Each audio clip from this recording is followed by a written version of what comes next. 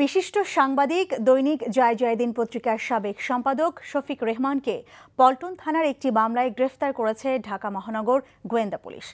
প্রধানমন্ত্রীর তথ্য প্রযুক্তি বিষয়ক উপদেষ্টা সজীব ওয়াজেদ জয়কে মার্কিন যুক্তরাষ্ট্রে অপহরণ চেষ্টার অভিযোগে 2015 সালে পল্টন থানায় মামলাটি করা হয়।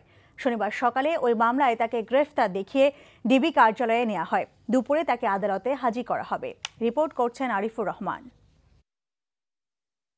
শফিক রহমানের স্ত্রী তালেয়া রহমান জানান, সকালে বেসরকারি একটি টেলিভিশন চ্যানেল থেকে সাক্ষাৎকার নেয়ার কথা বলে কয়েকজন বাসায় ঢোকেন। শফিক রহমান সাক্ষাৎকার দিচ্ছেন ভেবে তিনি বাসার ভেতরেই ছিলেন। পরে বাসার বাবুর্চি জানান, শফিক রহমানকে ধরে নিয়ে যাওয়া হচ্ছে। তাকে নেয়ার সময় তিনি বাধাও দেন। এ সময় তাকে মারধর করে চুপ থাকতে বলা হয়।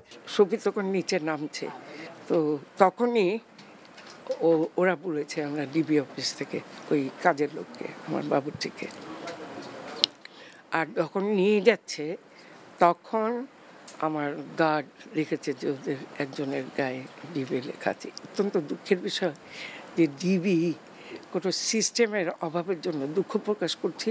একটা ওয়ারেন্ট থাকা উচিত ছিল। প্রধানমন্ত্রীর তথ্য ও প্রযুক্তি বিষয়ক উপদেষ্টা সজীব ওয়াজেদ জয়ের উপর যুক্তরাষ্ট্রে যে অপহরণের চেষ্টা হয়েছিল, সেখানে মাহমুদুল্লাহ মামুন নামে একজনকে আসামি ও অজ্ঞাতনামাদের বিরুদ্ধে মামলা হয়েছিল। পরে ওই ঘটনায় যুক্তরাষ্ট্রে কয়েকজন ব্যক্তির সাজা হয়। পরে বাংলাদেশে ডিবি পুলিশ মামলাটি তদন্ত করছিল। মাননীয় প্রধানমন্ত্রীর তথ্য ও প্রযুক্তি বিষয়ক উপদেষ্টা জনাব সজীব ওয়াজেদ জয়ের অপহরণ সহ হত্যা এবং গুমের ষড়যন্ত্রের মামলায় একজন বাংলাদেশি সহ 2 জন আমেরিকানের যুক্তরাষ্ট্রে সাজা হয়েছিল। এই ঘটনার প্রেক্ষিতে পল্টন থানায় 2015 সালে আগস্ট মাসে একটি মামলার দায়ের হয়।